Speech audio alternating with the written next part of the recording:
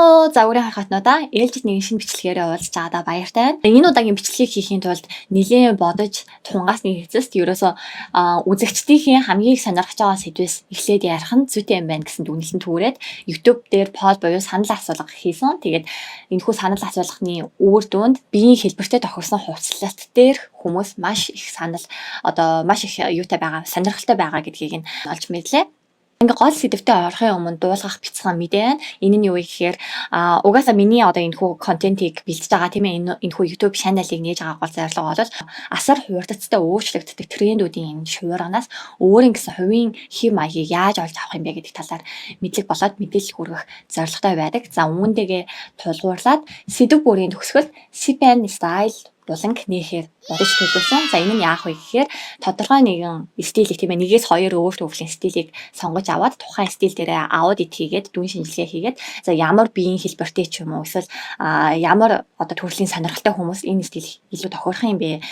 Мөн түнчлэн сүүлийн үеийн ямар трендing айтмууд энэхүү стилд тохирох юм бэ гэх мэтчлэн мэдээллийг хүргэе гэж бодсон. Тийм болохоор та яг миний бичлэгийг үзэж байгаа бол ямар ч байсан дуустал үзээрэй гэж хэлмээр байна.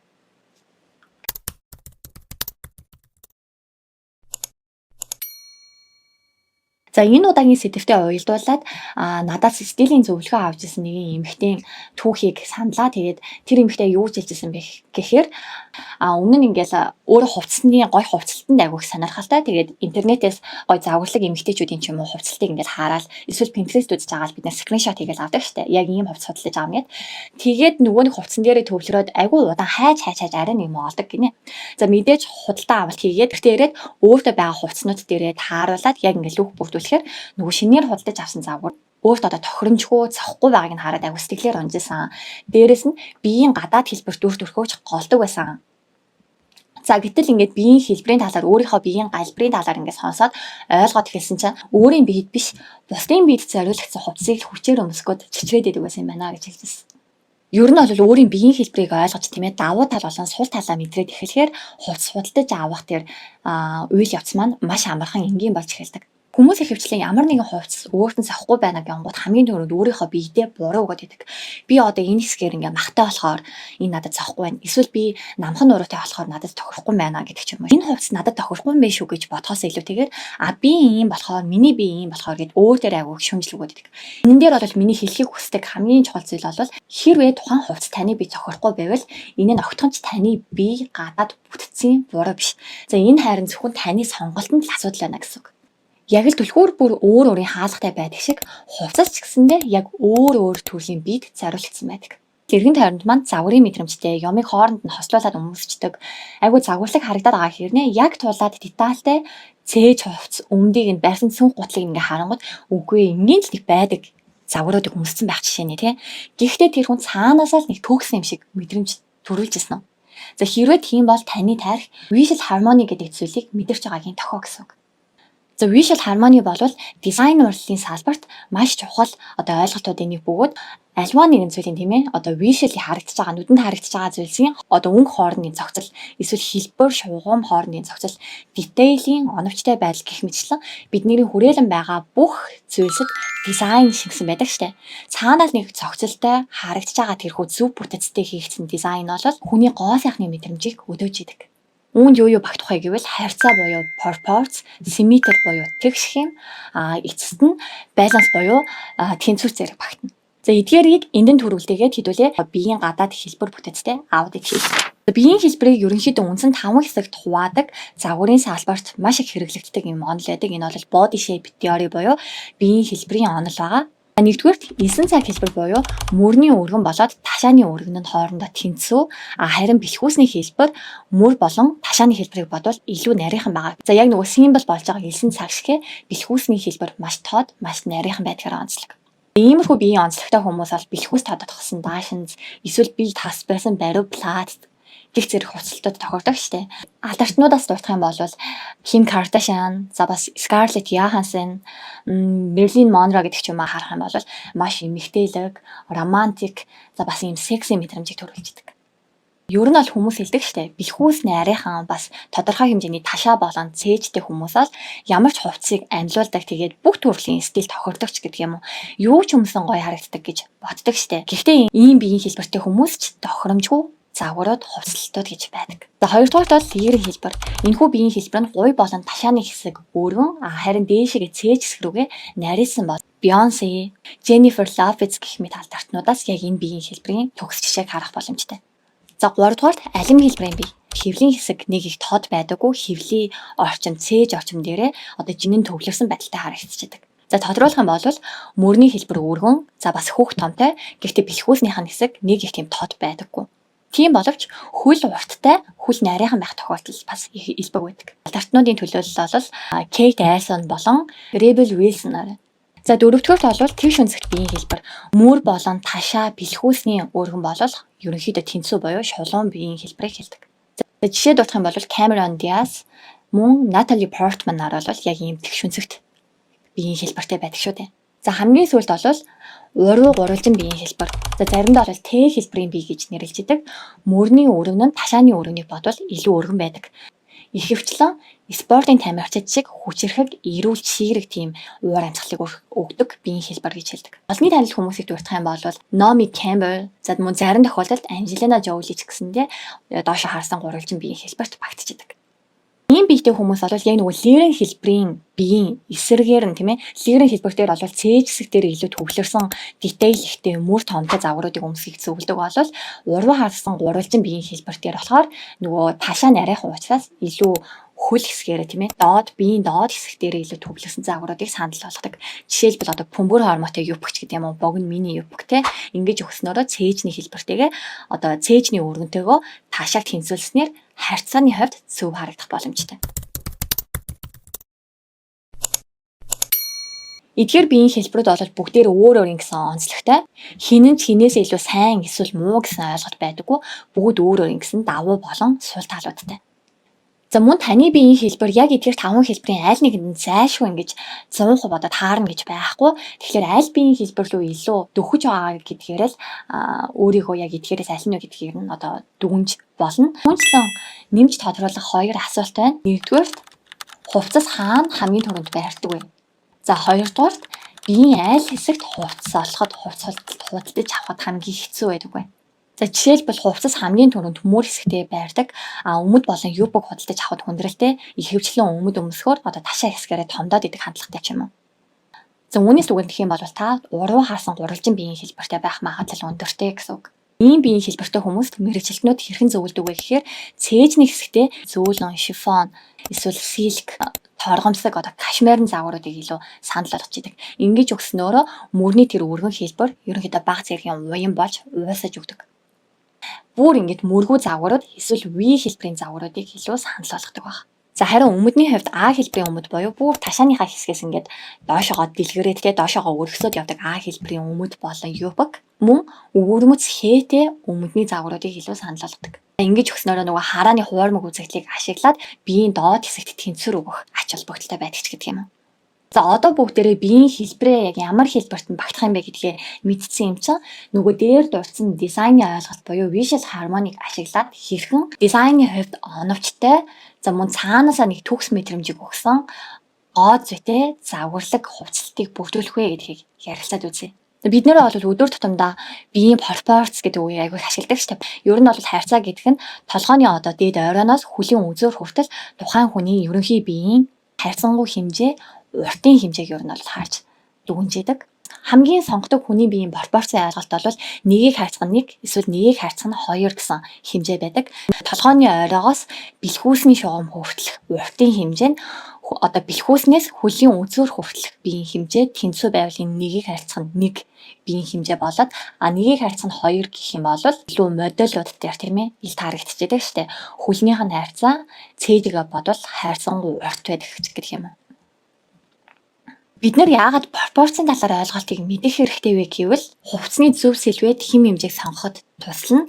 За түүнчлэн загварын дүрм зөрчих буюу ухаалаг зөрчил хийхэд хамгийн зөв ойлголт алдаг. Жишээ авч үзэх юм бол би нэг найзтайгаа ижилхэн яг 9 цаг биеийн хэлбэртэй. Хоёулаа ийм X хэлбэрийн биеийн хэлбэртэй.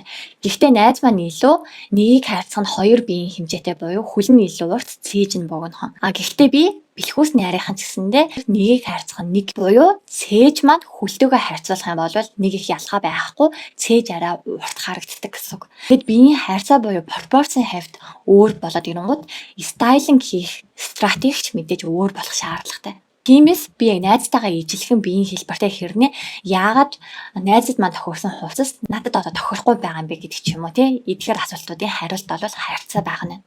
Миний биеийн хэлбэрийн хувьд бол цээж маань илүү урт, хөл маань илүү богино. За тэгэхээр миний хувцлалтаа анхаарах гол зорилго бол хөлөө урт харагдвал цээжнийхаа түвшинг хувааж өгөх шаардлагатай болно. Тэгэхээр жишээлбэл миний одоо дээгүүр өмсөж байгаа топ цамц майкнууд бол яг бүсгийн түвшин дээр ирээд дуусах илүү бүсгийн түвшнээс дээгүүр ирчиж миний цээж богино харагдана гэсэн үг шүү дээ. Пропорцийн хувьд өндөр суудалтай өмд юбк шорт зэрэг илүү санал болгож байна. За эсвэргээр богино цээж урт хөлтэй хүмүүсийн хувьд бол цээжийг уртсгаж хөлний хайрцааг тэнцвэржүүлж өгөх хэрэгтэй. За ер нь бол хүмүүс миний биеийн хайрцаа ямар вэ гэж бодхосоо илүүтэйгээр өндөр суудалтай өмөдлөн өмсөж ивэл хөл урт харагдана. Хөл төдий чиний урт харагдана. Төдий чиний одоо гооцын стандартад нийцэж сайхан харагдана гэж боддог. Гэтэл миний биеийн хайрцаа хайрцангуй одоо хөл урттай байхад давхар нэмээд одоо өндөр суудалтай өмд өмсчих юм бол хайрцааны хувьд алдаатай буюу биеийн ерөнхий хэлбэр жоох утгагүй харагдах ёсолтой байдаг. Тэгэхээр урт хөлтэй болвол илүү богино суудалтай өмдийг сонгох ч юм уу тийм ээ. Мөн бүслэгтэй яг бүслэгийн хэмжээ гэхээс илүү ташааны түвшин хүртэл буулгаж өгсөн загварууд оновчтой байдаг. Түүний дараа симметр болон асимметр, тэгш болон тэгш бус шугамын талаар ойлголт гэсэн үг. За энэ нь бол хүний биеийг босоо тэнхлэхээр хуваагаад баруун болон зүүн тал ижил хэмжээ байгаа эсхийг тодорхойлдог ойлголт. Хүний тарих симметр бүхий дүрслэлт автомат сэтгэл ханамжийг мэдэрчээдэг гинэ. Хоёр тал нь яг ижил хэмжээ, нэг шугамд халаасны байрлал, за мөн танаас шугамны байрлалууд бүгд ижил хэмжээд байгаа. Загваруудыг өмсөн хүн илүү эмгцэгттэй, итгэлтэй аль биесны мэдрэмж төрүүлж чаддаг гэсэн. Харин асимметр буюу тэгш бус химийн хувьд бол өдөр тутам ачигсан өөрийнхөө биеийн хэлбэртэй тохируулаад өмсөж чадах юм бол олон давуу талтай дүр төрхийг бүтээх боломжтой. Жишээлбэл лир биеийн хэлбэртэй бол анхаарлыг мөрлөө татсан тэтгэлэг асимметр загвар тэнцвэрийг бий болгож өгнө. За түүнчлэн асимметр шийдэл нь хэд тэгш бус биеийн хэвтэй хүмүүст оновчтой сонголт болох тохиолдол олон байдаг. Жишээлбэл бидний амьдралын буруу хөвчлээс шалтгаалаад зөвхөн нэг талдаа цөнхөө үүсээр агаад нэг талын мөр маань ингээд одоо доошоо унждаг ч юм уу ийм бачдаг штеп. Асимметр загваруудаар дамжуулан биеийнхаа тэр химиг түвшинг ижил болгож засах боломжтой байдаг. Тэгвэл дээр дурдсан одоо биеийн 5 өөр биеийн хэлбэрт алинд нь асимметр загвар илүү тохиромжтой вэ гэдэг асуулт гарч иж магадгүй.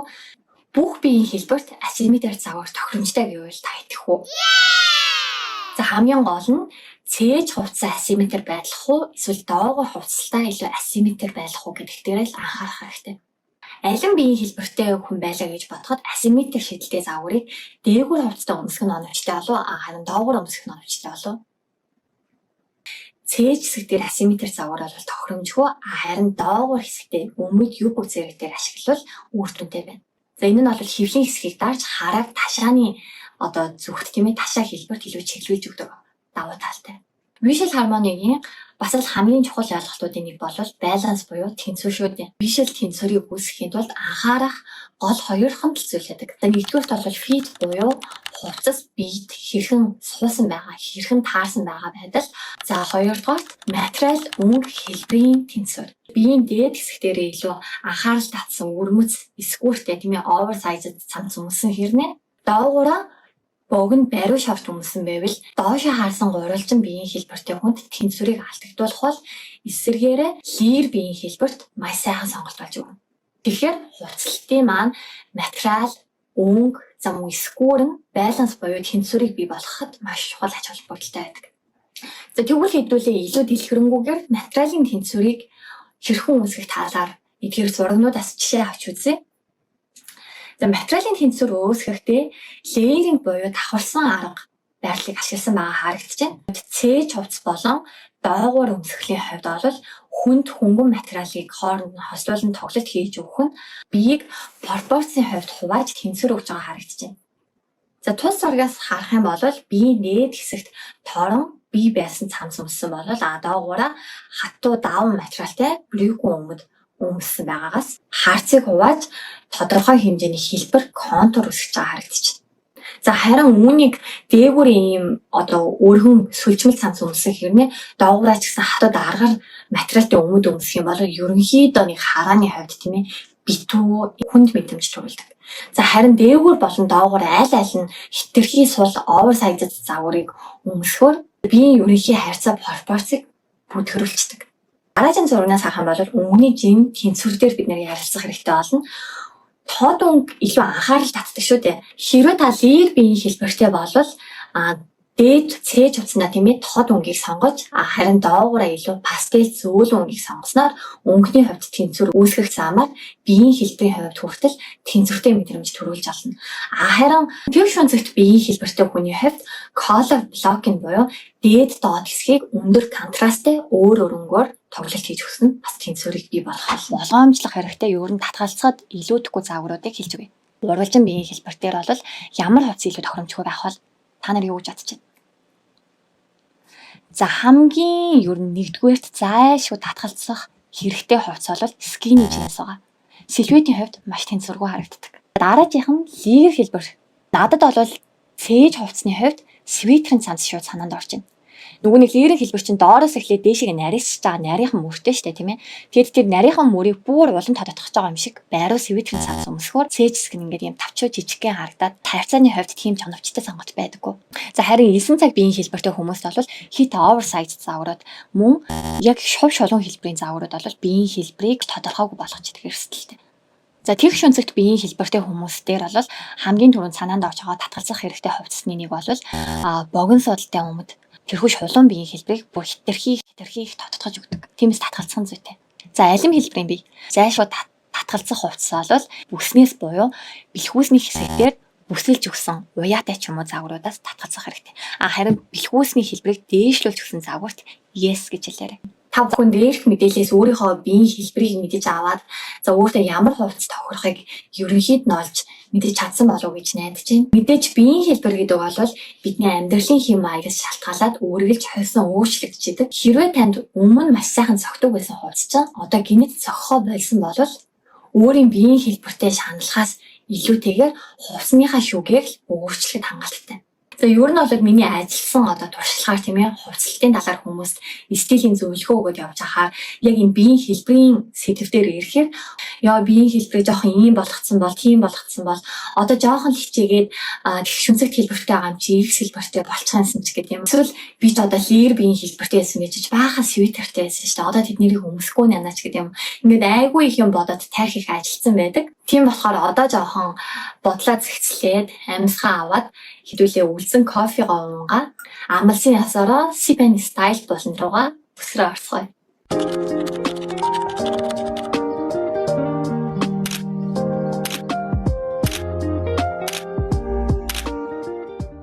Өнөөдрийн сэдвтэйгээ жаахан уялдуулаад сэлвэтний хувьд айгүй баялаг маш юм сонирхолтой нэг стилийг бэлтлээ. За энэ бол street ballet hybrid гэдэг стил байна. Ерөнхийдөө бол гудамжны стилээс уран зориг авсан стил. Гэхдээ гудамжны стил дотор хид хідэн өөр төрлийн стилүүд хойлогдож нэг юм цоошин төр төрхийг үүсгэж байгаа. Дунд нь бол балет гэдэг үг орсон байгаагаас үзэхэд ямар төрлийн стил вэ гэдэг нь шууд харагдаж байгаа тийм ээ. Тэгээ constructed feminine хэм маягийг нэмж norm car урсгалыг шингээсэн стилийг ингэж нэрлэж байгаа юм байна. За сүүлийн жилүүдэд K-fashion, Pinterest, Instagram-ийн инфлюенсеруудын тийм ээ загвар трендүүд дээр нэлээд хүчтэй орж ирсэн нэг загварын хорхоотнууд маань ажилласан болов гэж бодож байна. Баг зэрэг юм үл ялэг, үлгэрийн юм шиг тийм бас нөгөө нэг Японы Harajuku хэм маягийн элементүүд бас баг орсон. Гэхдээ Harajuku хэм маяг бодвол илүү гудамжны хэм маягийн давмгайлсан хэм маяг юм шиг санагдсан. Үл ялэг үлгэрийн мэт өнгө айс дээр хотын хуурц эрч хүчийг хослуулан тэнцвэрийг бий болгосон байдлаас нь болвол энэ стилийн гол онцлог гарч ирэх болов уу гэж би бас харсан. Балетын урлаг буюу сонгодог стилийн хэв маягийг гудамжны залуучуудын хэв маягтай хослуулна гэхээр энэ хоёр ч хоорондоо асар том ялгаатай хэв маяг шүү дээ. Энэ хоёрыг ингээд нийлүүлэхээр маш шинэлэг, хүчтэй, хурц илэрхийлэмжтэй төр төрх яахын аргагүй гарч байгаа. Жишээлбэл гудамжны стилийн bomber jacket, casual sweater, за тэгээд овертой том oversized puff куртгнууд, за бейсболын малгай, jersey цамц футболкнууд, балетын өмсгөлийн чийл хормой, тоорын өвгөн дээр хүүдий цамц өмсөх ч юм уу, балет флат дээр байгийн өмдийг хослуулах ч юм уу байдлаар хольж mix matching хийж байна. Түүнчлэн төрөл бүрийн материалын миксийг хүртэл хийж байгаа тийм ээ. Материалын хослолуудыг хийж байна. За нэг лүг дотор чүүл эсвэл торгууд багцсан байхад арис, джинс, даавуу гэх мэтчлэн материалууд хүртэл хоорондоо нэг согц лүг болж байгаа харагдаж байгаа тийм. За силуэтний хувьд бол oversize ер нь л өөрийн биеийн хэмжээнээс илүүтэйгээр биеийн харьцаанаас илүүтэйгээр хиймэл силуэт үүсгэж байгаа oversize хэлбэр дээр их төлөвлөж байгаа. Пастел өнгө, ivory өнгө, beige өнгө, baby pink гэх мэтчлэн өнгөнүүд их заагуулж байгаа. За гэхдээ мэдээж straight заагвартай хослуулж байгаа учраас хойлохтой хаарсан харал хүүх natural өнгө зэрэгтэй хослуулж байгаа харагдаж байна. За түүнчлэн энэ стилээс харагдаж байгаа бас нэгэн чухал орхиж олохгүй зүйл бол өөрийн гэсэн сэтгэл хөдлөлийг агуулсан гоо зүйдээ оршиж байгаа юм шиг санагдсан. За энэхүү стил нь бас ямар хүмүүс илүү тохирох юм бэ гэж бодчих магадгүй. Ер нь бол бидний эргэн тойронд байдаг штэ хувь судалж авахта сонирхолтой сквер дээр нэлээд анхаардаг тийм ээ. Юу гэдгийг энгийн нэгэн классик хэлбэрээс илүүтэйгээр ханцууны хувьд бөмбөр ханцуутай ч юм уу эсвэл өмдний хувьд mom jeans чиг юу нэ арай extreme mom jeans тийм ээ хэлбэрт илүү их ач холбогдол өгсөн хүмүүс энэ стил маш гоё тохирох болов гэж бодож байна. Нэг талдаа girly мэдрэмж нь байгаа хэрнээ нөгөө талдаа эрх чөлөөтэй unique хэв маяг нь ингээд давхар зэрэгцэн байдаг хүмүүст бол яг энэ хоёр мэдрэмжийг хослуулж өгснөөрөө энэ хүү стил бий болох болов. Хэрвээ магадгүй тань энэ стил таалагдж байгаа бол туршиж үзэх талаар бодож байгаа тийм ээ. Энэ хүү стилийг бүрдүүлэхийн тулд таны хувцсны шүгэнд хангалттай айтмууд байгаа гэж үзчихвэл баланс буюу тэнцвэрийг гол төлхөөрөө болгож өгөх хэрэгтэй. Жишээлбэл доогуур хэсэгтээ сагсаалгасан тийм ээ том авраг хормог хүсэж байгаа бол дээгүүр хэсгээр илүү волюмыг нь тааруулад тийм ээ энгийн эсвэртэй цанц хүмүүсийн ч аксессуараар хормоотойгоо тэнцвэр үүсгэх маягаар T хэлбэрийн бие буюу доошо хаасан уралжин биеийн хэлбэртэй хүмүүст энэ стил бас биеийн хэлбэрт нь их тохирох болов гэж бодож байна. За түүнчлэн тэгш үнцэгт биеийн хэлбэрт бас тохиромжтой. Гэхдээ стил сонгохдоо зөвхөн дан ганц биеийн хэлбэрийг харахаас илүү таны дотоод хүн чинь хэм байна тийм ээ. Үнэхээр яг юм deconstructed юм unique эрх чөлөөтэй стилийг ирж хайж байгаа хүмүүс бол мэдээж иймэрхүү стил тохиромжтой. Ингээд стил гэдэг бол өөрийнхөө ямар нэгэн шинж тэмдгүүдээс тийм ээ гадаад үзмжээс шалтгаалаад өөрийгөө өөрчлөх тухай ойлголт биш. Харин өөрийгөө илүү их ойлгоод хувцалтаар түүнийг илэрхийлэх урлаг юм шүү гэж дахин хэлж сануулмаар байна. За ингээд өнөөдөр энэ хүртэл бичлэгийг маань үзсэн бол коммент хэсэгт өөрөө ямар биеийн хэлбэртэй вэ гэдгээ бичиж үлдээгээрэй. Мөн түнчлэн бичлэгийн дундор ойлгоогүй нэмж асуумаар зүйлүүд байвал коммент хэсэгт асууж санал болоо надтай хуваацаарай гэж хэлмээр байна. Хэрвээ та загварын хорхоотон бол сувг дээр маань саб дарж лайк дараад инстаграмыг маань дагахснаар өдөр тутмын амьдрал дээр нийтлэг хэрэглэгдэж болох стилүүд, хэм маягууд, за тэдгээр стилүүдийг хэрхэн донжтой болгох арга типүүдийг хуваацдаг байгаа шүү. Ингээд дараагийн бичлэгээр уулзтлаа. Түр баяртай.